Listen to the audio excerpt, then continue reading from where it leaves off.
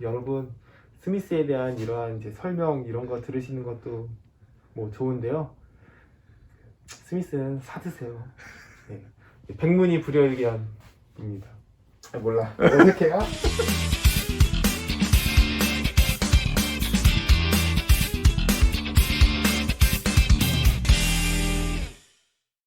IVP 설유학 강사와 진행하는 콜라보 인터뷰. 네, 예배학 지도 그리기와 제임스 스미스의 문화적 예전 3부작. 제임스 스미스의 문화적 예전 3부작을 가지고 오늘은 좀 썰을 풀어볼 텐데요. 네, 강사님 안녕하세요. 안녕하세요. 네, 저번에 창세기를 가지고도 재밌게 한번 좀 풀어봤었는데. 그니까요. 네. 헬로. 있잖아요. 아, 영어를 안 쓰셨구나. 웨슬리 웬트워스.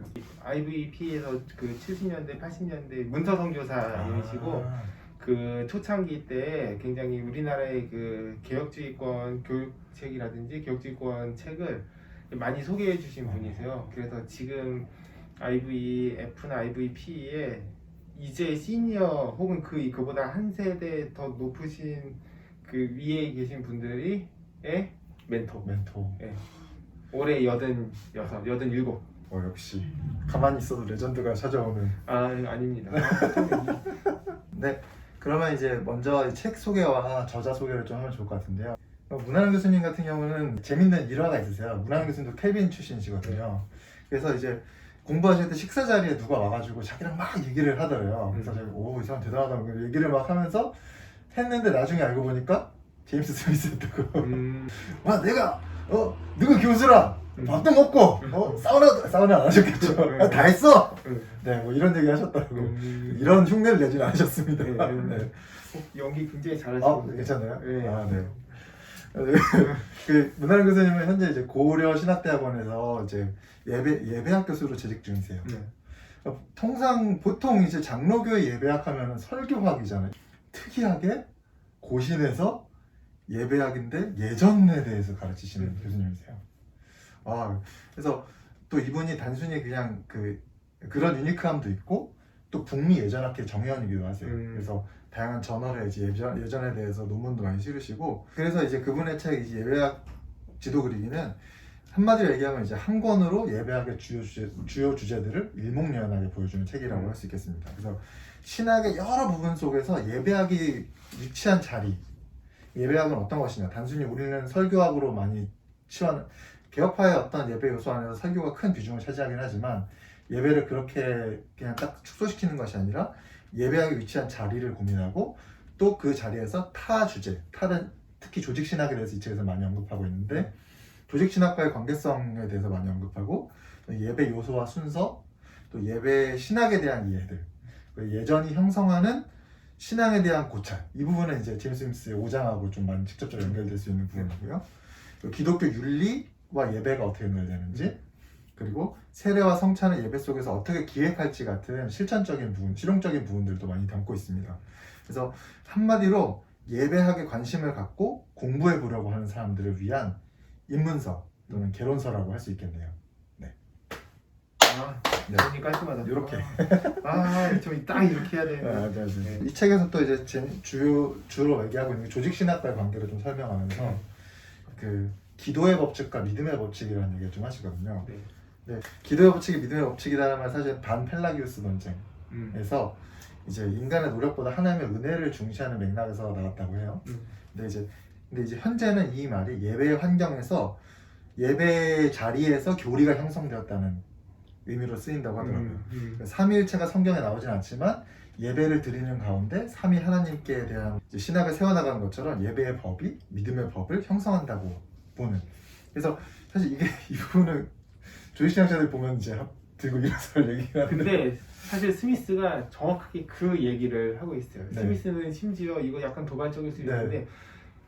우리가 하나님의 말씀을 어떻게 계시로 받게 됐는지를 생각을 해보자. 이스라엘 공동체의 그런 공동의 언어가 우리에게 주어진 말씀이고, 초기 교회 공동체에서 그런 다뤄졌던 것들이 우리에게 주어진 말씀인데, 하물며 하나님의 말씀이 그럴진데 교리는 당연한 거 아니에요? 네. 이거는 네, 이것은 스미스의 의견입니다. 진짜 솔직하게 우리가 솔직하게 그렇죠. 고민을 진지하게 고민을 해봐야 될 그럼요. 네. 문제인 것 같아요. 문화연 교수님은 그 예전 학자이시지만 어떻게든 그 배경, 개혁파 배경 안에서 다른 신학, 특히 조직 신학과의 조화로운 관계를 설정하려고 많이 애쓰시는 것 같아요. 그래서 무조건적이진 않고 예배의 법도 믿음의 법칙에 대해서 점검돼야 된다고 얘기합니다. 그래서 교의와 실천이 상호 보완적이라는 이야기를 하시죠. 네. 그래서 이제 과거 특히 개혁주의 학자들은 신앙 형성과 예배에서 믿음의 법칙, 교리 또는 교의적인 부분을 강조했지만 현대 예전학자들은 예배에서 형성되는 믿음의 법칙을 통해서 예배 자체의 독특성을 우선합니다. 그래서 이처럼 조직신학과 예전학이 상호 이제 보완적이고 서로가 힘을 합쳐서 예배 신학의 회복을 위해 힘써야 된다고 문화연 교수님 얘기하시고요. 이렇게 만들어지는 예배의 법칙은 행동의 법칙까지 하나 더 추가해서 즉 예배당에서의 어떤 그런 실천으로 끝나지 않고 윤리적, 사회적 삶으로까지 나아가야 된다는 이야기로 마무리를 하세요. 제임스 스미스. 문화적 예전 시리즈와 제임스 스미스 좀 소개해 주시겠어요? 네. 일단은 제임스 스미스가 누구인가에 대한 이야기를 이게 짧게 쓰려다가 TMI가 돼서 괜찮습니다. TMI 예고. TMI 계속 방출. 죄송합니다. 네. 일단 제임스 스미스는 캐나다 출신의 이제 기독교 철학자로 볼 수 있는 사람이고요. 현재 미국의 켈빈 칼리지에서 철학을 가르치고 있는 이제 교수입니다. 철학 혹은 철학적 신학 가르치고 있는 교수입니다.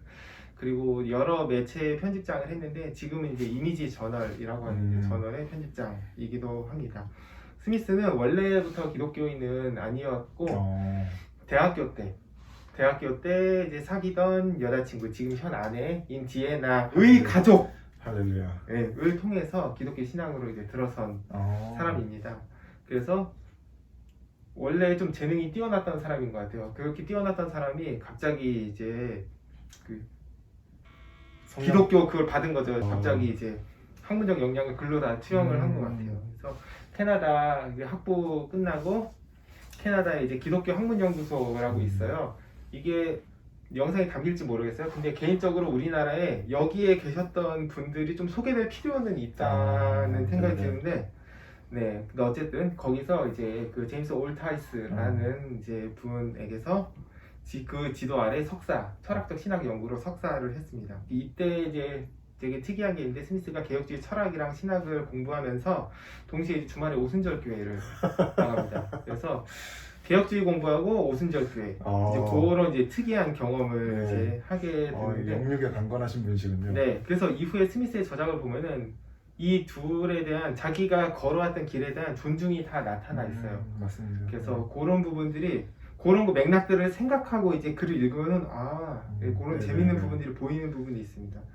왜냐면은 이제 지성적인 신학에 대한 부분도 있었고 하지만 감각적인 부분 그런 부분이 근데 이 사람이 나중에 이제 예전 강조하잖아요. 그런 맥락들을 생각해 보면 되게 재밌다고 할 수 있습니다. 아무튼 그렇게 석사 시절을 공부하는 도중에 이 사람이 이제 영향을 받은 또 하나의 책이 있는데 존 카프토라는 사람이 쓴 포스트모던 해석학이라는 책이 있어요. 그게 원제는 레디컬 허메니틱스인데 이제 급진적 혹은 근원적 해석학이라는 제목인데 그걸 받고 그걸 읽고서 이제 영향을 크게 받았죠. 그래서 이 사람이 박사를 어디로 하게 되면 카프토 빌라노바 대학교로 가서 카프토에게서 박사학위를 하려고 그쪽으로 이제 가게 됩니다. 그래서 카프토에게서 결국 카프토의 지도 아래 박사학위 논문을 쓰는데 그때 되게 중요하게 만났던 사람이 아우구스티누스예요. 이게 이제 작년에 또 비아토르에서 자꾸 이제 IPP책인데 딴출판사책 얘기를 많이 하긴 하는데 살아요. 네, 그럼요. 비아토르에서 아우구스티누스와 함께 떠나는 여정이라는 책이 이제 작년에 번역이 됐는데 이제 그 책에 보면은 그 책 앞부분에 자기가 아우구스티누스를 새롭게 만나게 된 계기를 이제 얘기를 합니다. 그러니까 빌라노바 대학교에 원래는 이 사람은 현상학이랑 독일 현상학이랑 프랑스 철학을 공부하려고 왜냐면 카프토가 데리다 전문가이기 때문에 그걸 공부하려고 갔는데 학교 내에서 아우구스티누스가 학교의 분위기를 아우르고 있다라는 그런 아우구스티누스가 아우르고 있다. 네.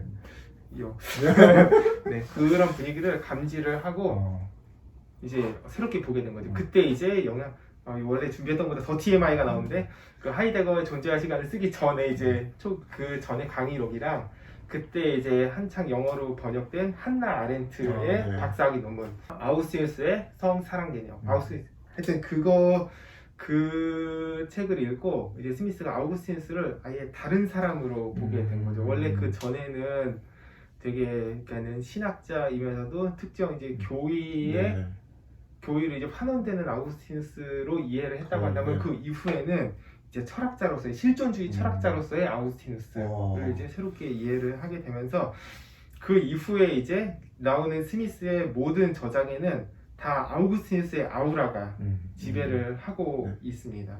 2000년도 이후에 이 사람이 1970년생인데 아까 처음에 얘기를 안 했는데 그리고 2000년대 이후에 굉장히 활발하게 저술을 활동하고 있는 이제 복음주의 기독교권 혹은 포스트모던 기독교 철학자 가운데 한 사람이고 국내에는 해석의 타락, 급진 정통주의 신학, 칼빈주의와 사랑에 빠진 젊은이에게 보내는 편지, 누가 포스트모더니즘을 두려워하는가, 습관이 영성이다. 그리고 이제 오늘 소개할 이제 하나님 나라를 욕망하라, 상상하라, 왕을 기다리며라고 하는 문화적 예전 시리즈 3부작을 상당수 등의 상당수 저서가 한국어로 소개되어 있는 사람이기도 합니다. 근데 재밌는 게 시리즈가 네. 1, 2권은 제목이 같은데 3권만 제목이 달라요? 네. 혹시 뭐 이런 거기에서 얽힌 이야기 있나요? 네. 이게 Desiring the Kingdom, Imagining the Kingdom, Awaiting the King이에요. 킹. 이건 이제 킹덤, 얘는 이제 킹인데 제가 이거 이건 명언데 이거를 제목을 결정할 때 고민했던 부분이 뭐냐면은 결국 스미스가 이야기를 하고 있는 거는 갑자기 3권 TMI 이야기를 하고 있는 거는 지금 우리가 이 세상에 살고 있는 것이 하나님의 도성, 소위 천상 도성이랑 지상 도성이 이렇게 겹쳐 있는 중첩된 세계에서 살고 있는 게 이제 맞아요. 뒤섞인 곳에서 살아있는 게 지금 우리의 존재인데 중첩된 존재로서 계속해서 우리는 종말론적인 삶을 살아가고 있다라고 하는 거죠. 그래서 우리가 이 세상에서 현실에서 살아가고 있지만 동시에 그러니까 지상도성에서 살아가고 있지만 동시에 천상도성의 시민으로서 계속 그리스도의 닻을 잇대어서 종말론적으로 살아간다는 그 뉘앙스를 주고 싶어서 왕을 기다리다라고 안 하고 왕을 기다리며라고 했습니다. 왕을 기다리며 살아가는 존재. 일단 기본적으로 문화적 예전 시리즈는 스미스가 어찌됐건 그 사람이 대학교 이후에 신앙을 접했다 하더라도 초창기에 이제 개혁주의 배경에 있었기 때문에 지금도 개혁주의 배경에 있고 거기서 이제 개혁주의 세계관 논의를 접하면서 그 생각했던 그런 문제의식을 자기의 나름의 방식대로 이제 풀어낸 책이라고 할 수가 있겠습니다. 이를테면은 개혁주의 배경에서 이루어지는 기독교 세계관 논의가 그 일종의 지성주의에 갇혀 있다라고 하는 게 스미스의 문제의식이었고 그거를 사랑하는 존재, 예배하는 존재로서의 인간론으로 극복해보려는 이건 이제 아우구스티누스의 영향인데 극복해보려는 일종의 스미스의 시도라고 그래서 나타난 게 이 세 권이라고 할 수가 있겠습니다. 1권에서는 주로 이제 앞부분에서 철학적 인간론을 제시를 하고 그 다음에 이제 기독교 예배에서 그리고 있는 예배의 모습 그리고 그걸 교육하게 대한 살짝 접목을 하면서 1권이 마무리가 되고 여기에는 이제 그 사회학자와 철학자를 통해서 이제 기독교 예전이라고 하는 게 어떻게 사람을 형성하는가를 설명하는 게 2권의 기획이고 3권이 이제 그런 것들을 정치에 연결되는 게 이제 3권의 기획이라고 할 수가 있겠습니다. 주지주의적 인간론에 대한 비판을 먼저 하면서 시작을 합니다. 인간이 나는 생각한다, 고로 존재한다 라고 하는 정말로 인간이 그렇게 해서 인간의 행위가 나타나는 것이냐라고 했을 때 스미스는 이제 아니다라고 했던 거고 개혁주의권 내에서도 실은 이러한 문제의식은 있었습니다. 그래서 나타난 게 나는 믿는다, 고로 존재한다거든요. 믿는 인간으로서의 인간. 근데 스미스가 보기에 그런 믿는 인간도 아쉬웠던 것 같아요. 왜냐면은 기본적으로 내가 믿는다라고 할 때 그런 믿는 내용이라든지 이제 그런 부분에 대해서 그러니까 물론 믿음은 어떤 대상을 믿느냐에 대한 믿음의 경향, 방향이나 그런 부분에 대한 함의들이 있긴 하지만 스미스가 보기에는 믿는 존재로서의 인간이라고 하는 인간론으로 구사하는 그 개혁주의 담론이 여전히 주지주의적 함정에 빠져 있다라고 봤던 것 같고, 또 하나는 그렇기 때문에 물질성, 인간의 신체성에 대한 이해가 결여돼 있다. 그러니까 빈약하다라고 이렇게 이해를 했던 것 같아요. 그래서 스미스가 본격적으로 거기에 대한 비판을 하고 자신의 논의를 전개하는데, 그때 이제 가지고 오는 사람, 이건 독일 현상학에 대한 간략한 개괄을 하면서 얘기를 하는데, 먼저 끌고 온 사람이 이제 에드문드 후설이라는 이제 현상학자입니다. 그래서 후설에게서 이거를 갖고 오면서, 그 인간은 기본적으로 지향하는 존재다라고 하는, 인간은 경향성, 인간은 지향하는 존재다라고 하는 개념을 후설에게서 갖고 오고, 다만 그 바로 이후에 후설의 제자이자 20세기 독일에서 가장 유명한 현상학자라고도 할 수 있는 이제 하이데거의 존재와 시간에 나오는 내용을 가지고 이제 그 지향하는 인간으로서의 후설의 인간론을 살짝 비판을 합니다. 어떤 비판을 하냐면은, 예를 들어서 제가 팀장님한테 코끼리 생각하지 마세요 라고 하면은 이게 안 되거든요. 그렇죠. 네. 근데 이건 지금 이런 상황 설정이 됐으니까 그런 거고, 우리가 보통 생활을 하면서 살아갈 때는 항상 무언가를 의식하면서 지향하지는 않고 있는 그 부분을 이제 하이데거를 통해서 이제 비판하면서, 우리는 지향적 존재이긴 한데 항상 의식적으로 지향하는 것은 아니고 그냥 세계 안에 던져진 일종의 세계 내 존재로서 일종의 헤엄치면서 촉각적으로 뭔가 이제 감지하면서 살아가는 존재다. 우리가 인간은 이제 사랑하는 존재인데, 그러면은 여기서 짧게 설명하면 그 사랑에는 이제 목적이 있는 거고, 그래서 우리는 기본적으로 목적론적 피조물이다라고 이제 얘기를 하고, 우리가 어떤 대상을 사랑한다고 할 때는 그냥 뭐 사랑해 이렇게 해서 사랑하는 게 아니라 그 어떤 대상이 펼쳐져 있는, 그리고 그 대상이 포함하고 있는, 담고 있는 일종의 그 세계를 사랑하게 되는 거죠. 그래서 일종의 그러한 이제 세계를 우리에게는 욕망을 하고, 뭔가 다른 대상을 사랑할 때는 이 두 세계 사이에서의 충돌을 경험하면서 조절하면서 살아가는 게 이제 우리가 그렇게 살아가는 존재라고 할 수가 있어서, 스미스는 그래서 여기서 이제 그 다음 스텝으로 넘어가는 게, 스미스는 이제 세계관 논의에 익숙했다라고 한다면은 좀 약간 다른 표현을 제안을 합니다. 세계관 대신에 그 사회적 상상계, 혹은 사회적 상상, 소셜 이미지너리라고 하는 이제 표현을 제시하는데, 이거는 이제 여기서 찰스 테일러를 이야기하게 되면